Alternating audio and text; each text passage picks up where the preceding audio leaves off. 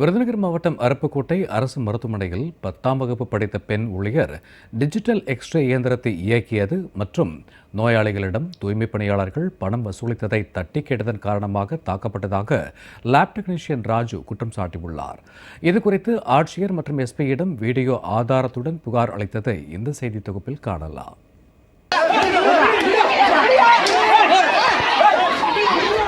விருதுநகர் மாவட்டம் அருப்புக்கோட்டை அரசு மருத்துவமனையில் கடந்த 9ஆம் தேதி ராஜபாளையத்தை சேர்ந்த ராஜு என்பவர் நுண் கதிர்வீச்சாளர் பணியில் சேர்ந்துள்ளார்.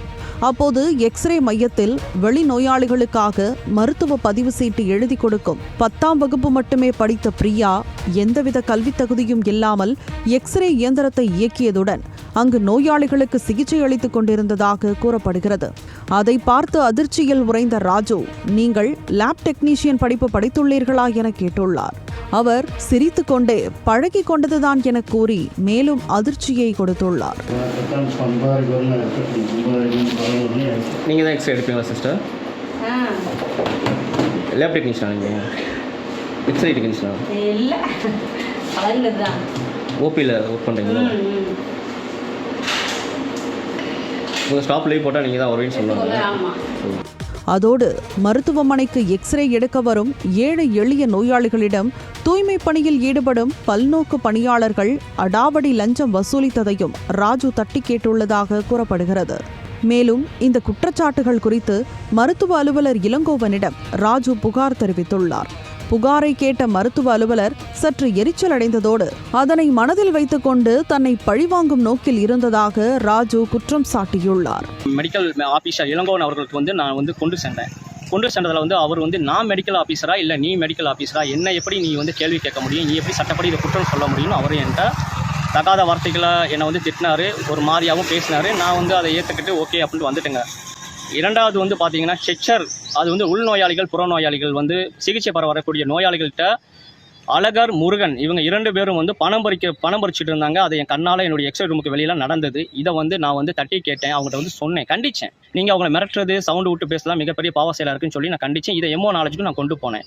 இவர் அடிக்கடி நம்மகிட்ட சில புகார்களை தெரிவிக்கிறாரே அப்படின்னு என் மேலே ஒரு கண்ணோட்டம் வச்சாங்க.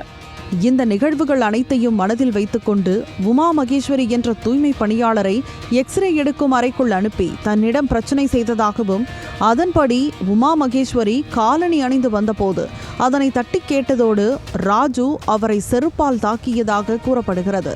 இதனால் ஆத்திரமடைந்த உமா மகேஸ்வரி இது குறித்து காவல் நிலையத்தில் புகார் அளித்ததோடு சக ஊழியர்களை வைத்து ராஜுவை தாக்கியுள்ளார்.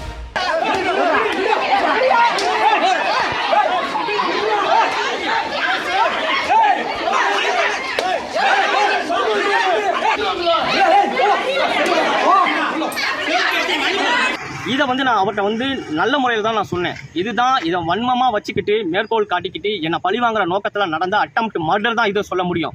சிசிடிவி என்னை அடிச்சதுக்கப்புறம் நான் உள்ள தஞ்சம் புகுந்து 100க்கு கால் பண்ணி இங்கே என்னை கொலைவெறி தாக்க நடத்துகிறாங்க, எம்ஓ ரூம்ல இருக்கிறேன், என்னை வலுக்கட்டாயமாக எம்ஓ சார் வெளியில் போக சொல்கிறாரு. இருந்தாலும் எனக்கு பாதுகாப்பு கொடுக்க சீக்கிரம் வாங்கன்னு சொல்லியிருக்கேன். காவலர்கள் கட்டுப்பாடு வரைக்கும் நான் புகார் தெரிவிச்சிருக்கேன். ஆனால் அவங்க வரக்கு லேட் ஆச்சு. அதுக்கப்புறம் சிசிடிவி இல்லாத இடத்துல தான் நான் கொஞ்சம் தூரம் என்ன நடந்து போனவனும் என்னை தாக்குனாங்க.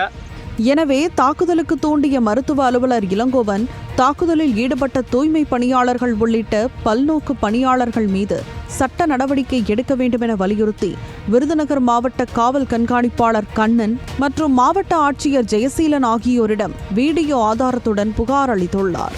இதுபோன்று உமா மகேஸ்வரியை செருப்பால் தாக்கிய சம்பவத்தில் ராஜுவுக்கு எதிராகவும் குற்றச்சாட்டுகள் குவிந்த வண்ணம் உள்ளது. எனவே போலீசார் குற்றத்தை தீர விசாரித்து சட்ட நடவடிக்கை எடுக்க வேண்டும் என்பதே அனைவரது கோரிக்கையாக உள்ளது.